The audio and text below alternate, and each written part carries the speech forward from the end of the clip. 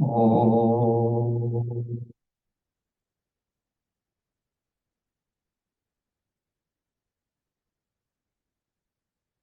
Om.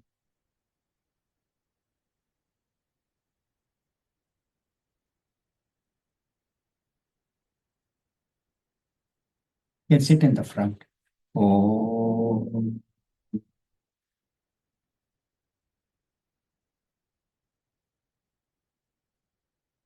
Om Sahana Vavatu Sahanau Bhunaktu Sahaviryam Karavavahai Tejasvinavadhitamastu ma Vidvishavahai. Om Shanti Shanti Shanti.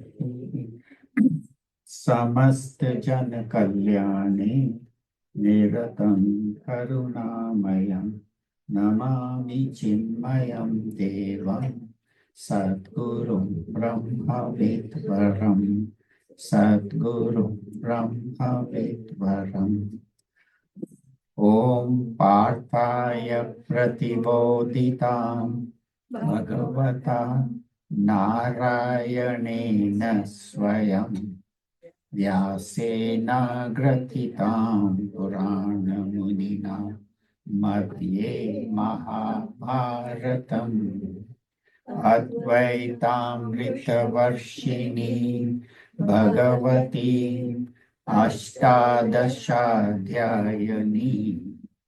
अम्ब त्वामनुसन्दधामि भगवद्गीते भवद्वेषिणी यं ब्रह्मा वरुणेन्द्ररुद्रमरुतः स्तुन्वन्ति दिव्यैस्तवैः वेदैः साङ्गपदक्रमोपनिषदैः गायन्ति यं सामगाः ध्यानावस्थिततद्गतेन मनसा पश्यन्ति यं योगिनः यस्यान्तं न विदुत्सुरासुरगणाः देवाय तस्मै नमः देवाय तस्मै नमः ॐ श्री गणेशाय नमः ॐ श्री सरस्वत्यै नमः ॐ श्री गुरुभ्यो नमः. You can please check if anybody else has come. This is the attendance. If you can please fill it out. No one.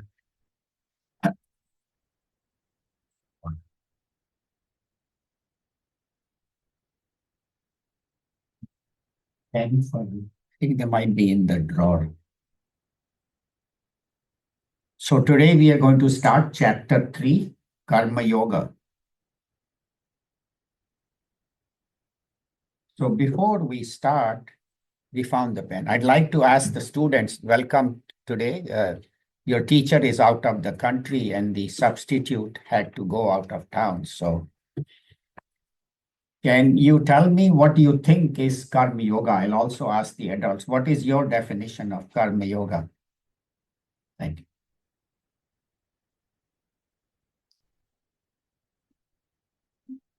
Little loudly. My definition of Karma Yoga Yes, the mic here. is exercising. Just start. Yeah. What is your definition of Karma Yoga? I would say my definition of Karma Yoga is like embracing and exercising the mind and soul, like overall. Mind over the goal. How about you? Yeah, I would say something similar about yoga, like the mind and keeping yourself with peace. Yeah, but what is karma? What is karma? Karma is action. So like the actions that keep yourself from doing bad things and keeping you on the right path. Okay. How about the adults? Anybody would like to add what they think is Karma Yoga? I would say it's a practice of selfless action performed according to one's duty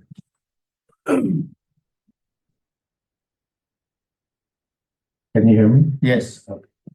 So, practice of selfless action performed according to one's duty, that is dharma, without attachment to the results or personal gain. Good. Anybody else? I think it is. Yeah, give her the mic, please. Yeah. I think you are born in this world, and so instead of taking advantage of everybody, try to do things for others that benefits everybody, and that's what karma yoga is.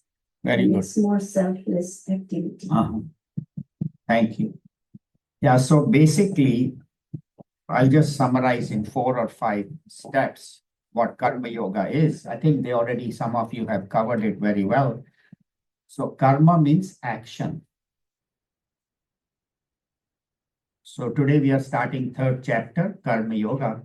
So karma means action. Yoga means, as you also said, and as they said, attached to the higher, attached to God. So when I do unselfish actions, dedicated to the world, dedicated to God, for serving the world, actions that are done to serve the world unselfishly. Other points in the action are they are without I, me, or my. So there is no ego, there is no doership. The Lord is working through me. And when I'm doing the actions, I constantly keep my goal on the higher self. And then while I'm doing the action, I do not worry about the result. The result will come based on the quality of the action. And whatever result comes, I take it as prasad, as God's gift to me. So when all these factors are there, that is Karma Yoga. So in this chapter, we will explain what Karma Yoga is and how we can apply that in our life. So here we'll start with the first shloka. Everybody can repeat after me. Om Shri Paramatmane Namaha. Atha Tritiyodhyayah. Arjuna Uvacha. Jayasi Chet Karmanaste. Mata Buddhir Janardana. Kim Karmani Ghore Mam. Yo Jayasi Keshava. All together. Om Shri Paramatmane Namaha. Atha Tritiyodhyayah. Arjuna Uvacha. Jayasi Chet Karmanaste. Mata Buddhir Janardana. Tat Kim Karmani Ghore Mam. Niyojayasi Keshava. So we start with salutation to Bhagavan Sri Krishna, who revealed this knowledge to us. And it is the 3rd chapter. And the first verse is Arjuna Uvacha. So Arjuna asks a question. And that is the beauty of the Hindu teaching, Hindu scriptures, that the student has a freedom to ask question at any time. As long as, of course, he has thought over the question and it is related to the subject. And he even has the freedom to disagree with the teacher or to question the teacher, as long as it is done respectfully. And the teacher, as you will see, very patiently answers the questions of the student. As Bhagavan Sri Krishna will see how in every chapter, whenever Arjuna has a doubt or a question, he very patiently answers without saying, oh, I have already told you this. Why are you asking me again? And so on. So the Arjuna asks the question and Bhagwan Sri Krishna answers.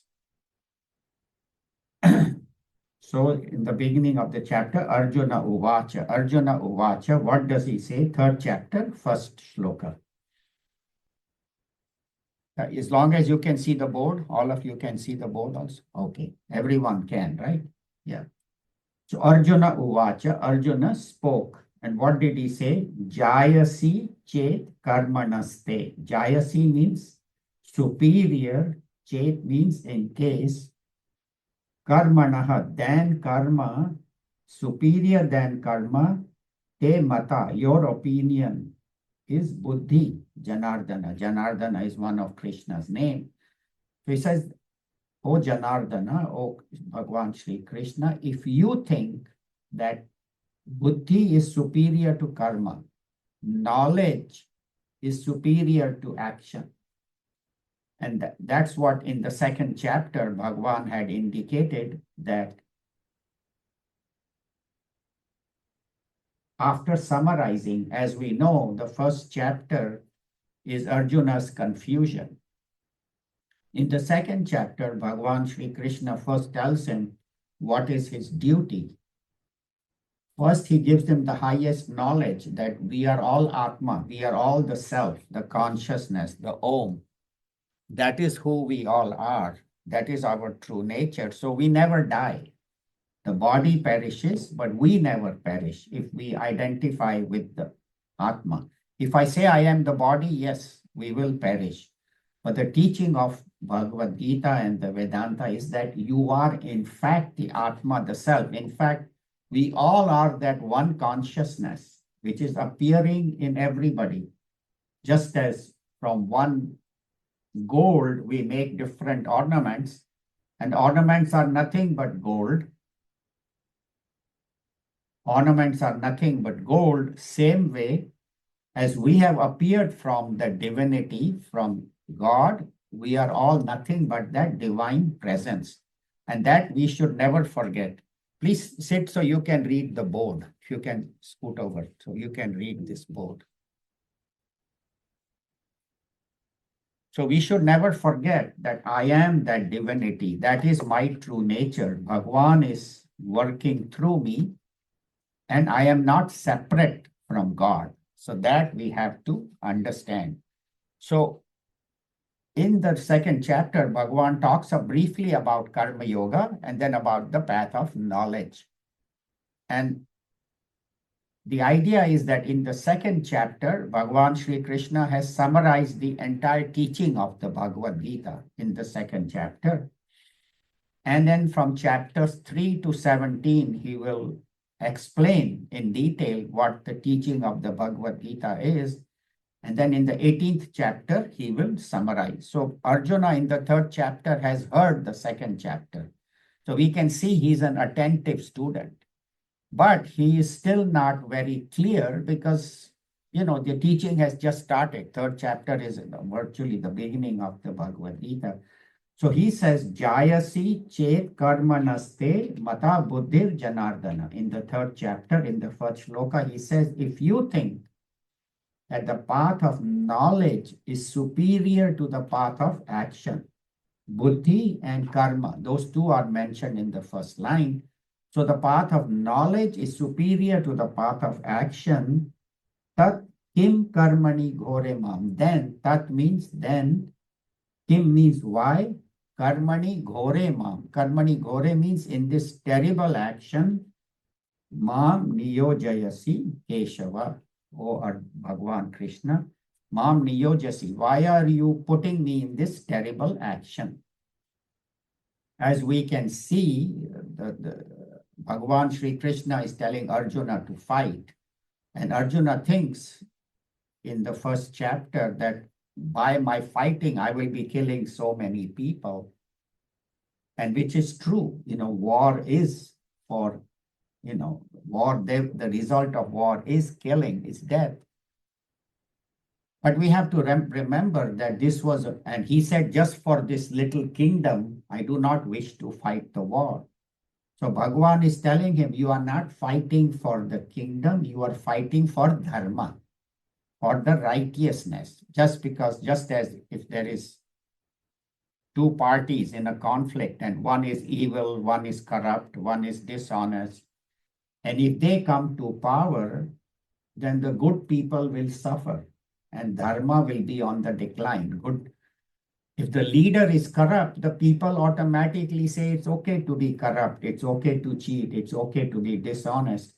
But if the good party wins and the leaders are honest, sincere, loving, compassionate, then the whole country follows that same path.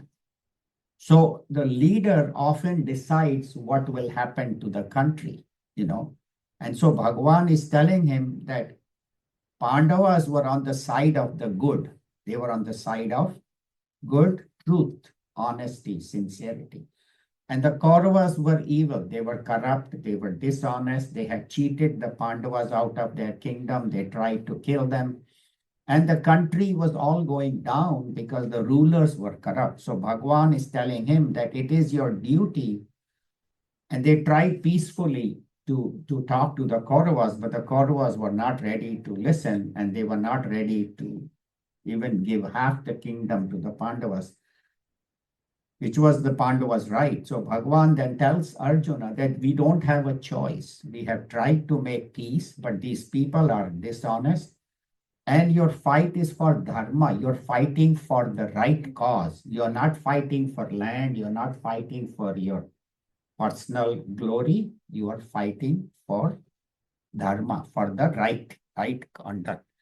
So why does he call him Janardana and Keshava? Jana Ardana. Jana Ardana means one who gives sorrow to evil people.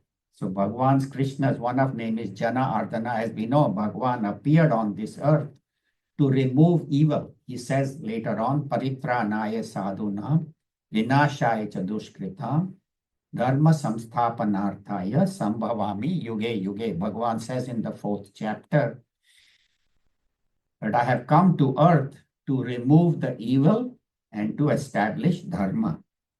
And he did that through war, which was needed, and through giving the right knowledge. So here we can see that Jana Ardana means the one who gives sorrow to the evil people. Then Keshava. Keshava has another meaning, which also he has used in the first shloka.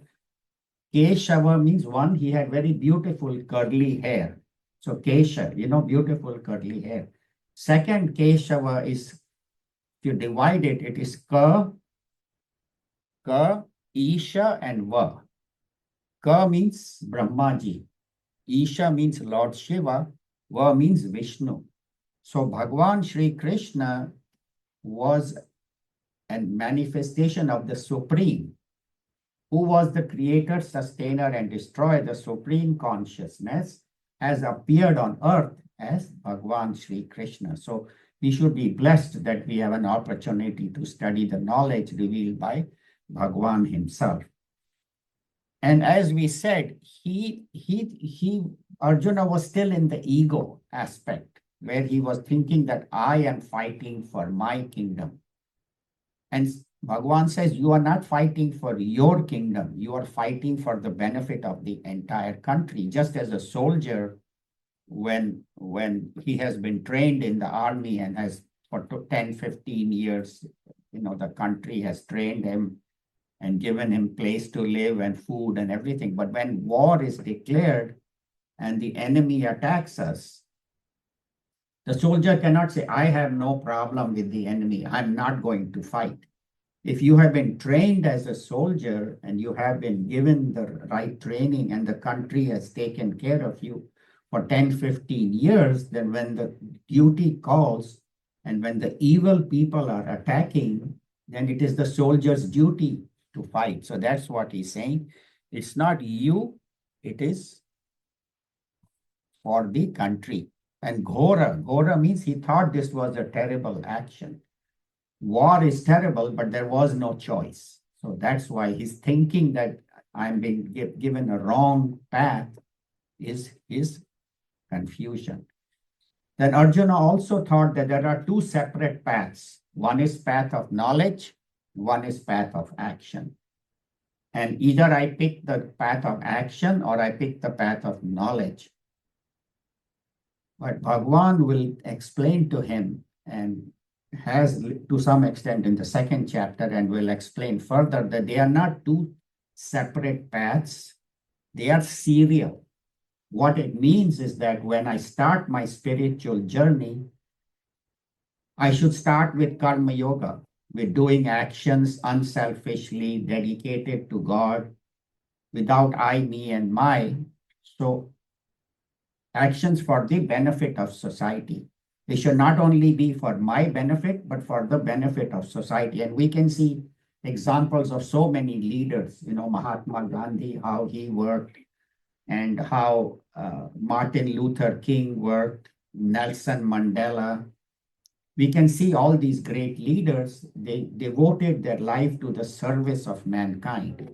So once we have served society and worked unselfishly, then what is the benefit? First of all, I will get a lot of spiritual benefit. Also, my mind will be purified. In this chart, I think some of you are not familiar.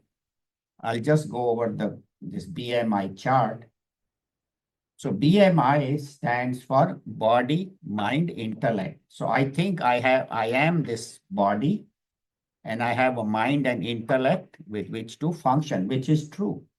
With the body, I perceive the objects. With the mind, I feel the emotions. And with the intellect, I think the thoughts.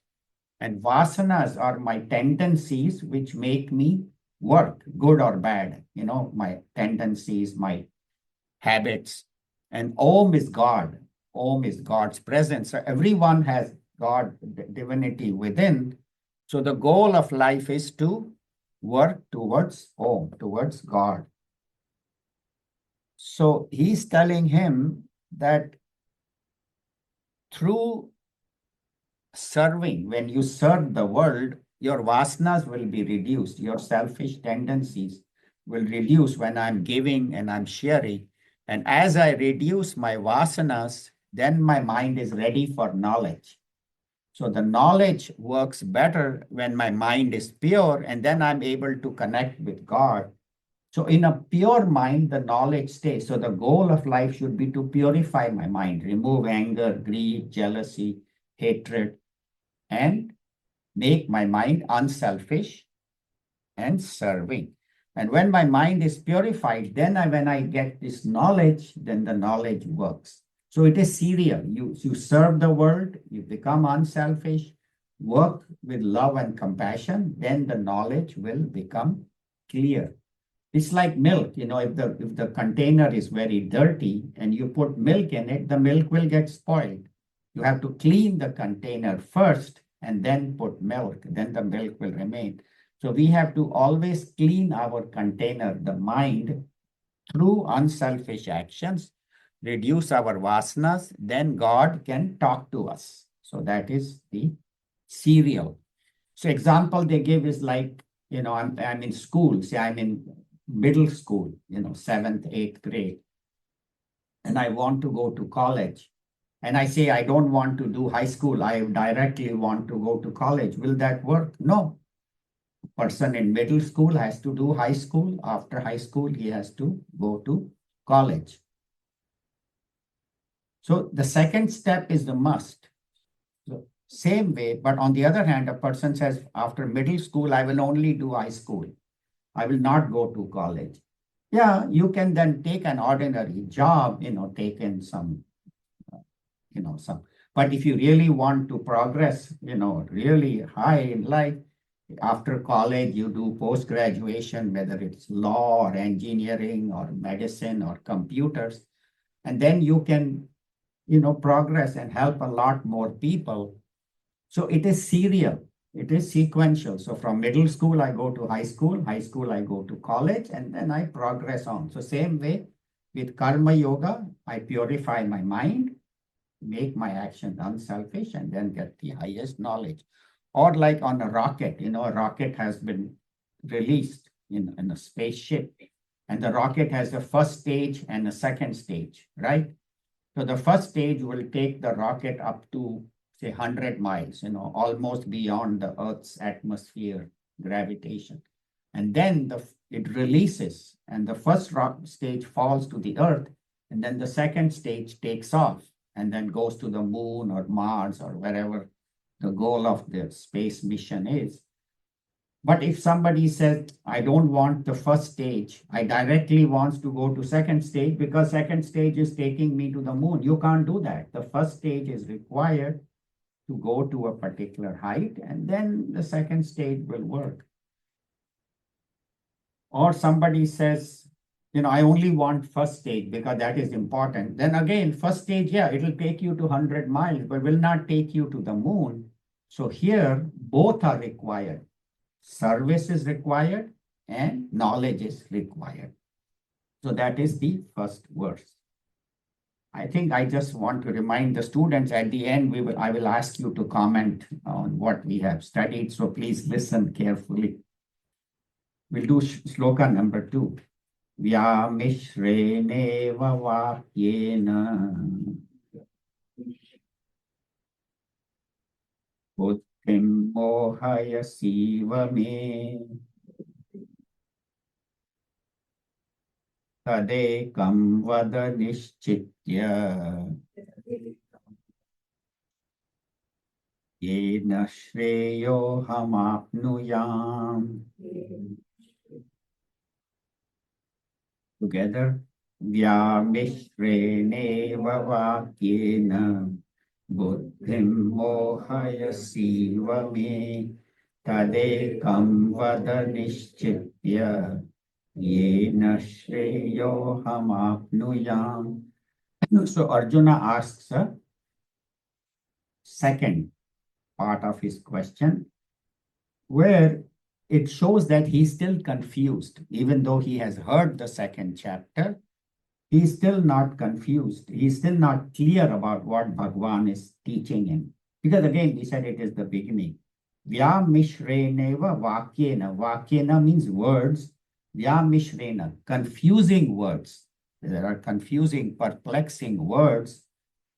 You have said, O Bhagavan, and buddhim mohayasi, my buddhi, my intellect, you are deluding, you are confusing me with this words that are perplexing, that are confusing, and you are deluding my intellect. So I am not able to understand. So when we are not clear, sometimes we blame the teacher. The teacher, he didn't explain very well. He is confused. Many times it may be, sometimes the teacher may be, but a lot of times the student, when he doesn't understand or she doesn't understand, we blame the teacher. So here also, he's blaming the teacher, saying that what you are saying is confusing.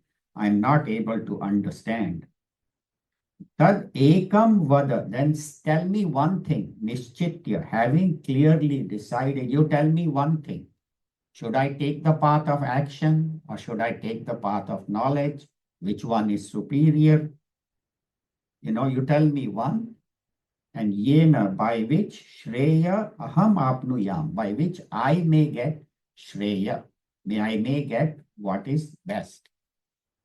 So let us see. So as we said, he himself is confused, but he is not able to understand. So he thinks the teacher is not explaining. Sometimes when we are preconditioned to think in a particular way, we do not want to listen to the teacher.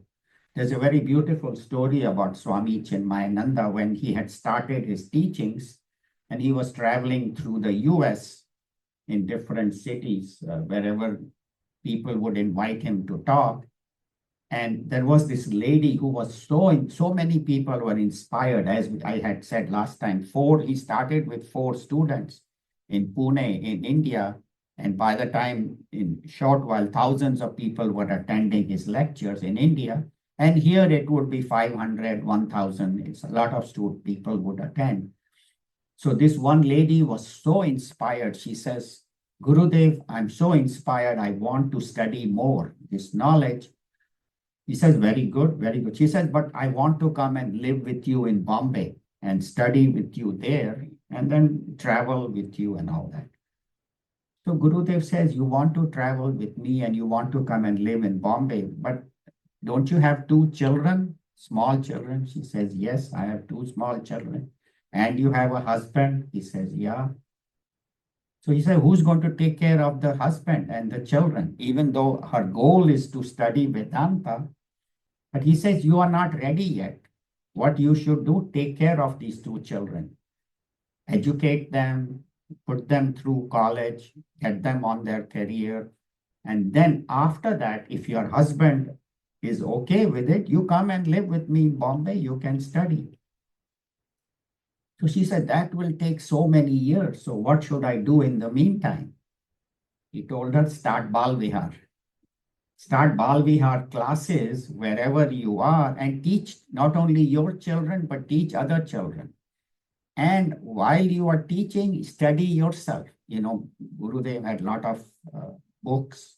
We had books in the library. There were CDs, videos, you know, all these different talks were there. So he said, you can study on your own. You can do videos, audios, and start study group. So for adults, you start a study group. For children, you start Bal Vihar and keep on learning.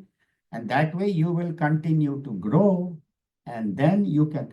So her goal was good, you know, that she wants the highest knowledge. But Gurudev told her, you are not ready. You do these things, purify your mind, get the knowledge, and then you can. So our understanding has to be clear. And that's what Arjuna was not clear. So he's telling Bhagwan, you please clearly tell me. And what he says is, tell me what is Shreya. Shreya means what is good not only for me, but good for all people at all times, in all situations. So he says, one is prayer. Prayer means what is pleasant, what I like, what I want. And one is Shreya. Shreya is what is good for all people at all times, in all situations. So his question was right, that please tell me what is good for me, because to him it was not clear what is his path. And he was a soldier, you know, he was a warrior. And so soldier is used to taking orders. Give me this order and I will do it, you know. So that's what he says. Tell me, Bhagwan, what is right and I will follow. So he was ready to follow the teaching, but he wanted proper instructions. I'll take a pause here and tell a story. It's a very beautiful story. It's a little long. And I want you to comment on what you think this story, and is this the person in this story, how are his actions? Are they pure? Are they impure? Is it Karma Yoga or not? So there was this cruise, and there was this couple, young couple, maybe in their 40s. For you, they're not young, but for us, 40s is young. So it depends what age you are at. But anyway, so they were in their 40s, and the husband and wife were going on the cruise, and they had left their two teenage children, a girl and a boy, with their grandparents. And suddenly, the middle of the ocean, a terrible storm came, and the whole floods and high waves and rain and terrible wind. It was so strong that the ship toppled over and filled with water, and the people were all going to die. But they had lifeboats. But in those days, they didn't have enough lifeboats for all the passengers, only for maybe 40% of the passengers. So as many people could got on, and there was only one spot left in the lifeboat. And the man gets in the lifeboat and leaves his wife on the ship. And she shouts at him, calls out to him when he's leaving in the lifeboat. What do you think she said?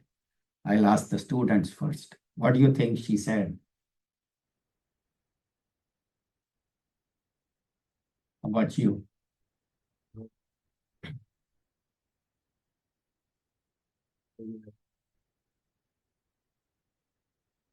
Give him the mic here.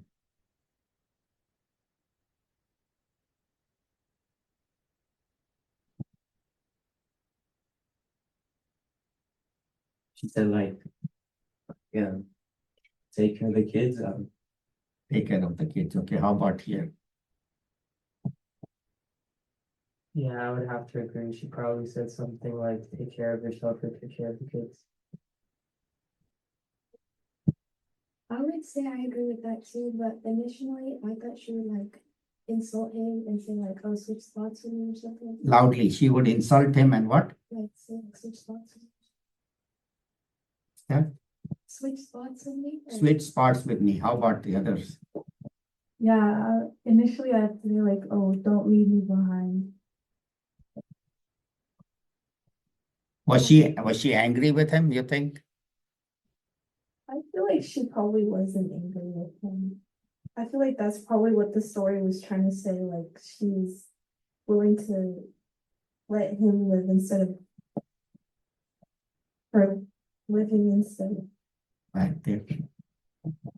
Yeah, I feel like in the bigger picture, she'd see that like she wouldn't be mad at him in a way, like, because she knows in the bigger picture, like, her kids should be able to survive, and she thinks it's a good sacrifice for him to survive instead of her.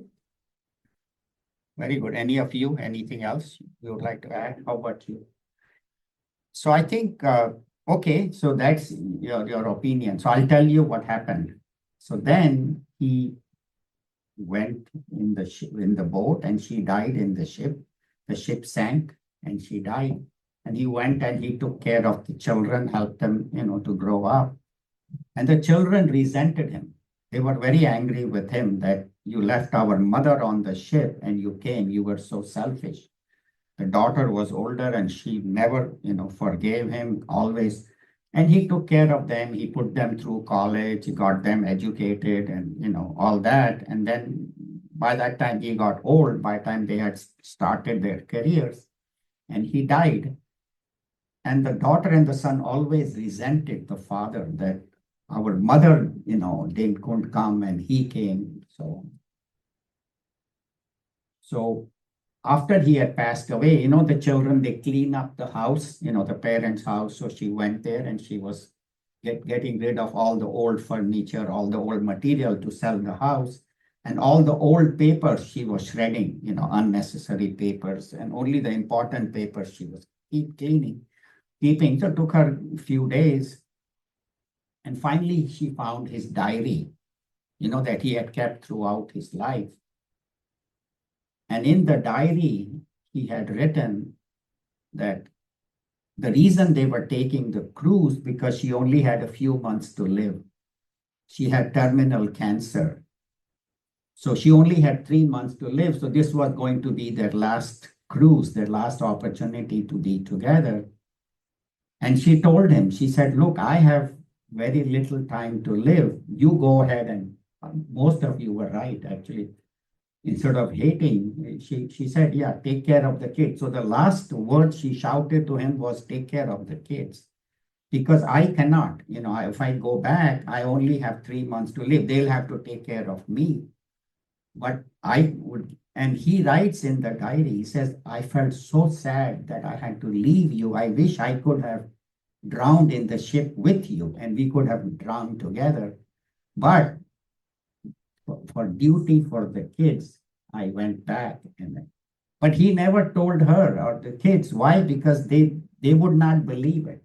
They were so, their mind was so filled with anger towards him that they would say, oh, he's just making up. And when the girl heard, her eyes filled up with tears. So that is the thing. We sometimes don't understand the whole situation. And that's why all of you in the beginning was like, okay, he was wrong. So here we can see that this person did his duty and took whatever was required without even expecting any credit, any praise. Even though the children didn't praise him, they didn't love him. But he said, so that is what Karma Yoga is, that I do my duty irrespective of whether people appreciate or not. And no matter how much I have to sacrifice. So this is a beautiful, what do you think of this story? Isn't it a very nice story? So that's why one should know the whole situation before we judge. Otherwise, we run to judge. This person is so selfish. He left his wife. So that is Karma Yoga. And I found this story very inspiring, and I thought I would share it with all of you. So we'll go to verse number 3. Bhagavan will start answering the question. Shri Bhagavan Uvacha Lokesmin Dvividha Nishtha Pura Prokta Mayanaga Jnana Yogena Sankhyana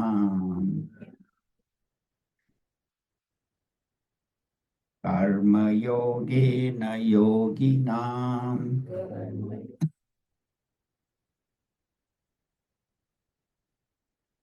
What is dry today? So Shri Bhagavan Uvach, so Bhagavan Shri Krishna, he spoke. And what did he say? Loke asmin. Asmin loke means in this world, this whole universe, in this world. Dvividha nishtha. Dvividha means two kinds. Nishtha means paths. Two kinds of paths are there. And pura prokta maya anaka. Maya means by me. Pura prokta has been said by me before, long time ago. Anaga. Anaga means, oh, sinless one. Arjuna was a very, very divine soul, very, very truthful, very sincere. The word Arjuna means Arjavam, who was straightforward. What he thought, what he spoke, and what he did was one. He didn't have any dual mind. He says, you are a sinless one, and this knowledge has been given by me long time ago. Pura prokta mayanaka. Pura means long time. And what is this knowledge? Jnana yogena sankhyanam. Sankhyanam means the contemplative individuals. Contemplative individuals, they should follow the path of jnana yoga, path of knowledge. And karma yogena yogina. Yogi here does not mean, yogi does not mean one who does all this yoga or meditates and all, but yogi here means one who is action oriented. So if you are action oriented, you should do karma yoga. If you are contemplative, you should do knowledge. But as we said, they are not competing paths, they are serial. As you purify your mind with the right service, with the right attitude, and remove anger, greed, jealousy, and reduce your vasanas, then the path of knowledge. And also one has to have a detachment to some extent from the world. Like for this 1 hour, we are all detached from the world, right? We are here together studying Bhagavad Gita. We could have been watching TV, the NFL football games are going on. We could have been watching or playing golf, or we could have been shopping. But we have given up the world for an hour so that we may learn. So that is the right attitude, that at this 1 hour, my goal is to study Bhagavad Gita, and Karma Yoga is the basic teaching of Bhagavad Gita. So we are blessed that we have a chance to study this topic. So I have given this knowledge a long time ago, and the knowledge is there are two paths, path of knowledge, which is contemplative, and path of karma, which is the active people. So Pura, when he says Pura, he said, well, he might say, well, Bhagavan, you just told me, little bit. When did you reveal this whole knowledge? And you say a long time ago, but Bhagavan Krishna at that time was about 65 years old or around then. So he says, when did long time ago? You have only been born, 65 years ago. And in the 4th chapter, Bhagavan will say that I gave this knowledge to, in the beginning of creation, I gave this knowledge to the sun god, and then sun god gave it to the kings. So here he is revealing his divine source, that I am that divine presence, God himself. And this knowledge was, that's why we say, all knowledge comes from God. From God, it comes to our guru, and from Guru it comes to us. So the source of all the knowledge is God. So when he says Pura Prokta means I have declared this knowledge long time ago. And there are two paths, Pravritti and Nivritti. Pravritti means the path of action. Nivritti means the path of withdrawal. And in life, like when we start our spiritual journey, then you first, as I said, do karma yoga, and then this knowledge will be better. Even in our personal life, say when we are working, so as a student, my duty is to study and do good in my studies. Then I go to college, get a career, become an engineer, lawyer, doctor, whatever, computer programmer, engineer. Then I get married and I have children, take care generally for an average individual. That's how they live. And then after the children have gone to college and, I am relatively free and I'm established in my career, I'm financially stable, then I can spend more time in spiritual studies, right? And straight away, while like that lady, who wanted to leave her home and go, and he told her, he said, take care of your children. Same way for us, it is a gradual progress. But then there are some others who have very clear understanding of what they want to do. And all the Swamis of the Chinmaya mission, their criteria for becoming a Swami is that they have to be college graduates, around 22, 23, maximum 25 years old. And then they have to leave the house and go live for 2 years and study in Bombay, in Mumbai, where they have this course for 2 years where they are taught completely all the Vedanta, Bhagavad Gita, Upanishads, Ramayana, Mahabharata, all that they are taught with the Sanskrit. And then after 2 years, then if they wish, they can serve the mission.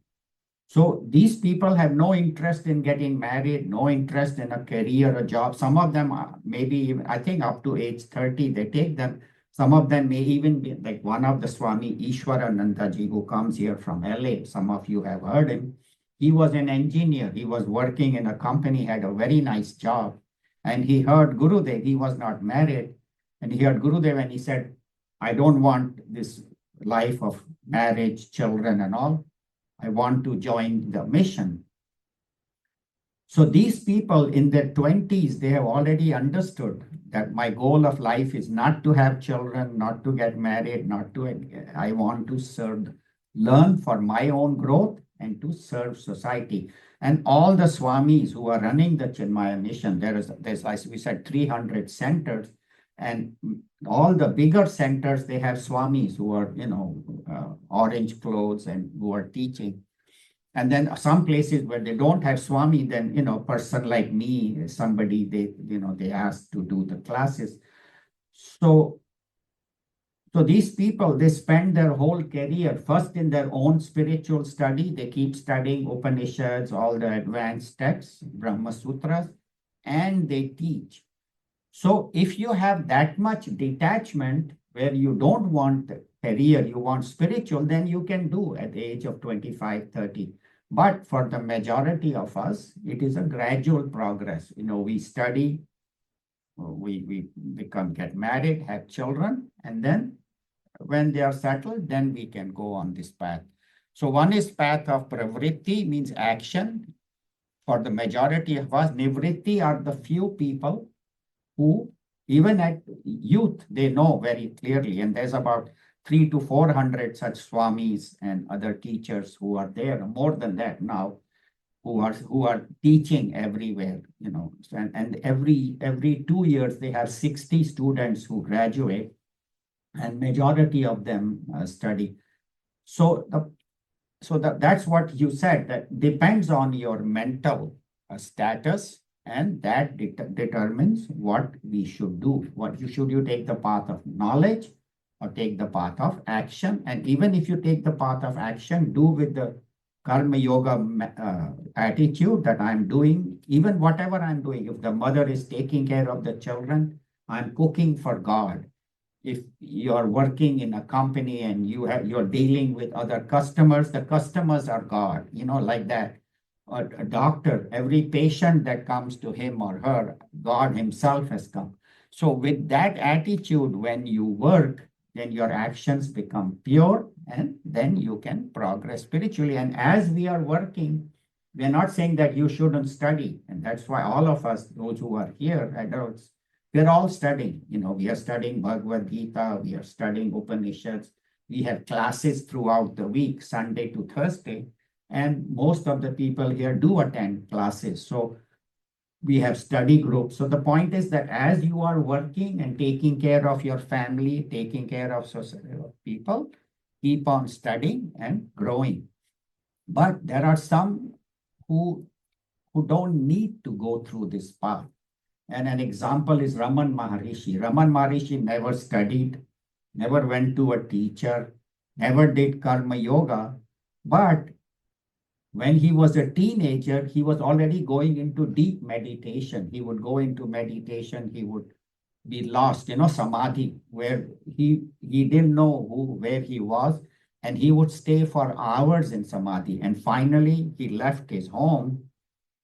His older brother, his father had passed away, parents had passed away, his older brother was taking care of him. And the older brother gave him some money for his exams, to pay the tuition. And he had decided, I'm not going to study. I'm done with my studies. He was just a teenager and he left a note for his brother that I'm going, please don't look for me. So the money for the exams, he took that money, bought a ticket and went to Tiruvannamalai, where Lord Shiva's temple was. And somehow he had the idea that I need to go there. I don't know from where. Somebody had mentioned Tiruvannamalai. And he said, I want to go there. I want to go there. I want to be in Tiruvannamalai. Nobody had told him. No, nobody had asked him to leave the house. He didn't even go to a guru, didn't even study. Why? Because he had done it in his previous life. See, in his previous birth, he must have done service. He must have gone to a guru, must have got knowledge. So in this life, he didn't need even to do that. He was just 13, 14 years old. He used to meditate and he didn't even finish high school. He just left, he went. And then he stayed for many years. Actually, he meditated for many, many years and became a realized master. And people used to come and he had written very few books. He was not much of a talker. He didn't give too many talks. He didn't write books. He would just sit there and people would come and thousands of people would walk by every day, several hundred. And just by being in his presence, they were able to get this knowledge. And sometimes he would answer the question also, but a lot of times he would just be in silence. And whatever books he composed were very, very evolved, which we are all studying in Chinmaya Mission. So the point is that each case is different. Each situation is different. So some of us, we need to get the qualification. We need to study. And that's why all of us have studied with different gurus. I've studied with Swami Chinmayananda. I was as a teenager, my mother used to take me. Then with Swami Tejomayananda, Ishwarananda, with all these acharyas. And then we have books by Swami Chinmayananda. So you have to qualify. And then when you are ready, then the path of knowledge becomes exclusive. Like for us who are seniors, who are retired, then for us, our main goal should be my goal should be God. Of course, if I'm a grandparent, I take care of my grandkids whenever required, but I do not get too much attached to them. When they're needing help, I do that. Otherwise, I let my children take care of the grandchildren. And my goal of life is spirituality. So that is how one should slowly evolve in our thinking. And now what happens is the majority of the people in the world, 99.99% of people, their idea is, okay, get married, have, get a career, get married, have children. Then they get grown up, they start their career, I get old and die. But there are a few people whose goal of life is God and spiritual evolution. So the ones who take up this path are very few, but the majority of the people don't. But for us, those of us who are studying Bhagavad Gita, that should be very clear in the back of the mind that even when I'm studying, even when I'm working, I should not forget God. So all of you who are in high school, when you have extra time, read the Bhagavad Gita. We have Gita for children, we have other Bhagavad Gitas.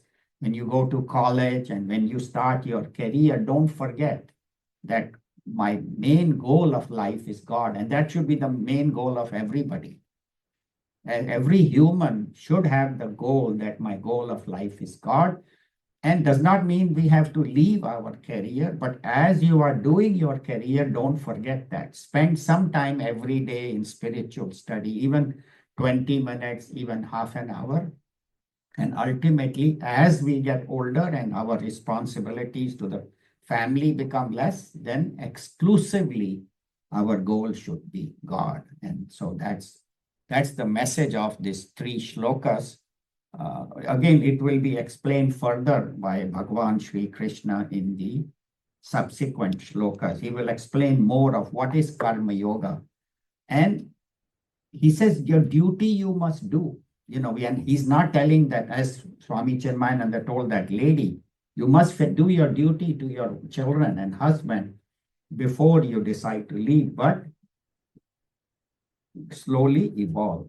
So we'll end here. We have about 10 minutes. Maybe I can ask all the youngsters first to comment on what they have heard today, and then if the adults have a chance, can give them the mic, please. Amit, thank you. We'll start from her. What do you think you heard today, and what can you get from this?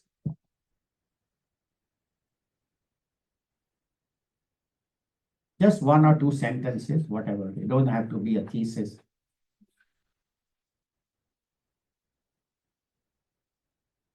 I heard the conversation between Krishna and Arjuna and how now it's like us, we're questioning Krishna as we're Arjuna. We're also in this confused state on what's going on and how to live our lives in a way to reach God, but also in balance with the people around us, and how to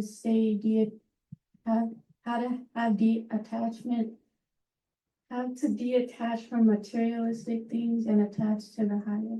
Very good. Thank you. Go ahead, please. Yeah, I think like the main thing I learned is like if you want to like get closer to God, like you had to set time apart, like by yourself, you can't just like expect for something to just happen. And then even like with like family and all that, you're gonna have to take care of them most of the time, but even then, like whatever time you have, you could take that and direct it towards God. Thank you. Very nice. Go ahead. I learned that sometimes even if the teaching is confusing, maybe it's because you don't know the whole picture yet. You know certain fragments of the story, but until you understand the whole concept, you won't achieve salvation. Thank you. Very good. Similar to what everyone else said. Little loud. So. Similar to what everyone else said, I would say I learned that you have to seek the clarification for when you're confused, and you have to like detach yourselves to fulfill your duty. Thank you. So also similar to what they said, you need to be able to put your own work in to get closer to God. You can't just expect it to happen. And also being more selfless and thinking about things that will affect everyone else around you will also help. Very good.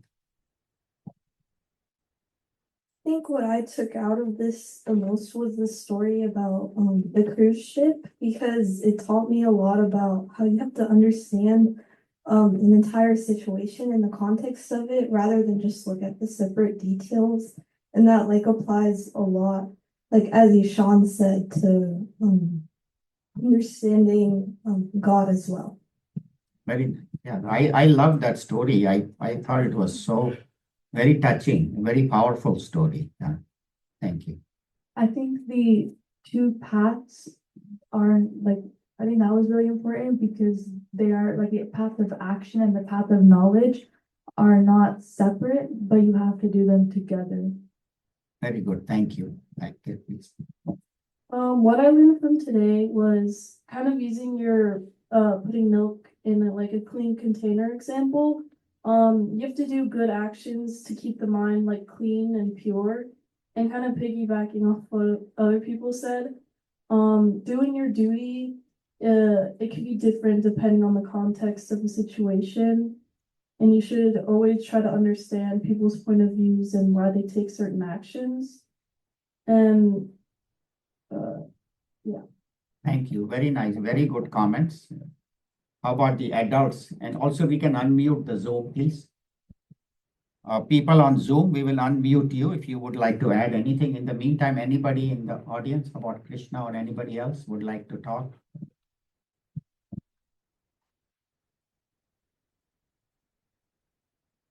Yeah. I would say that, in these slokas, what I learned is the confusion of Arjuna asking Krishna that, okay, why do I have to do karma when I already know gnana? So why do I need to do action? So it looks contradictory for him, and he doesn't understand, and he's confused, and he does ask Krishna to clarify. Then Krishna clarifies that both are the paths for realization, but one is like how you mentioned, one is not separate from the other. Right. But only few people like Bhagavan Ramana Maharshi, probably, or because of their past karmas, they already are liberated souls, so they don't need much of an action. They already have that knowledge. And one question I want to ask you is, that's a beautiful story, what you just told, how people's perceptions would be without knowing the whole picture. So I was just thinking, say if it is, it shouldn't happen to anybody, but say it is a father and son. Okay, look at, it's not wife and husband. What do you think the perception of the people, just open to the floor, so would be that if the father is up and the son is down? So will they look at the whole picture, or will they think something different? I mean, father is in the ship and the son is in the, yeah, okay, Both. what would people think?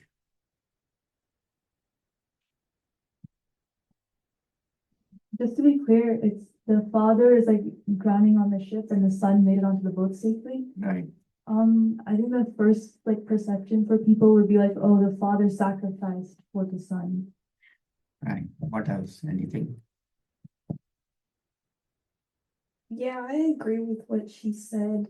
I think it would just probably be viewed a little bit differently compared to like the husband and wife, but I think it would still be looked at as a similar sacrifice. Anybody else? Anything else? Yeah.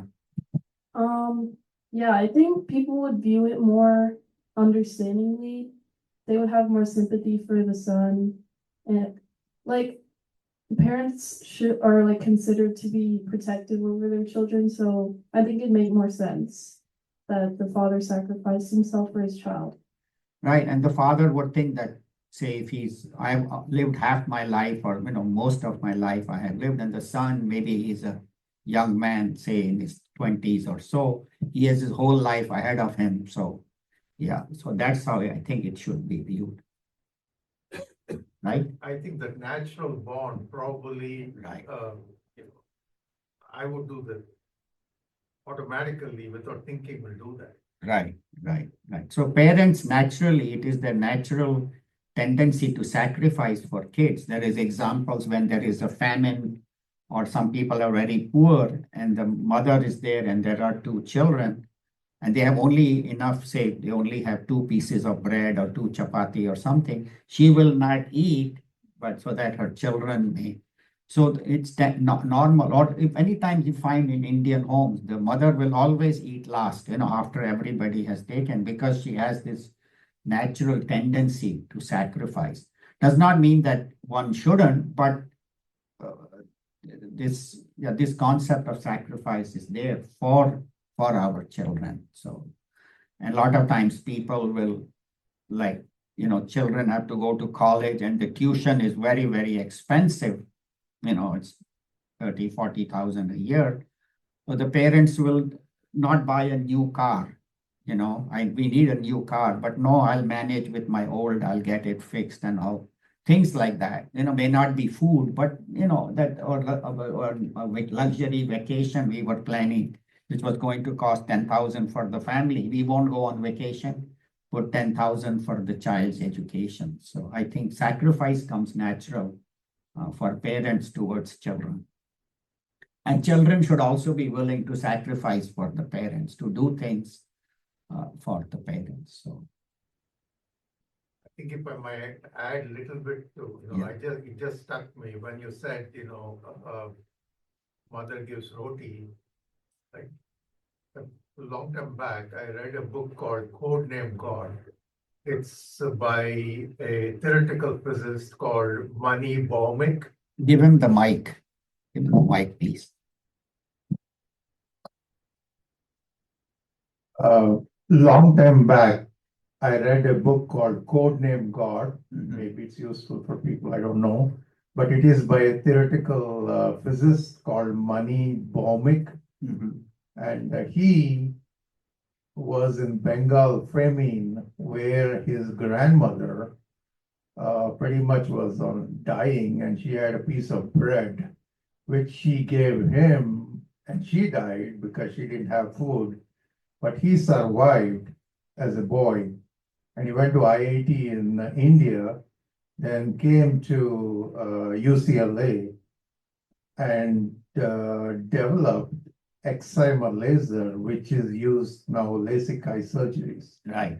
And he was working for, I guess, Northrop Grumman Defense for the lasers. Right. And one year he was having a big mansion in Bel Air and everything. He had all the money in the world. And suddenly one day he fell down completely with spiritual emptiness. Then at 55 years, he retired completely, sold his stock and everything and went on the spiritual journey. Right. So That's good. Yeah. Thank you. Yeah, you see example. I think we'll end here. Please think about what we spoke and see how we can apply in our life. We'll do the closing prayers. Om Sarve Bhavantu Sukhinah, Sarve Santu Niramayaha, Sarve Bhadrani Pashyantu, Ma Kaschid Dukha Bhag Bhavet. Om Shanti Shanti Shanti. Hari Om Shri Guru Pyo Namah. Hari Om. Thank you all.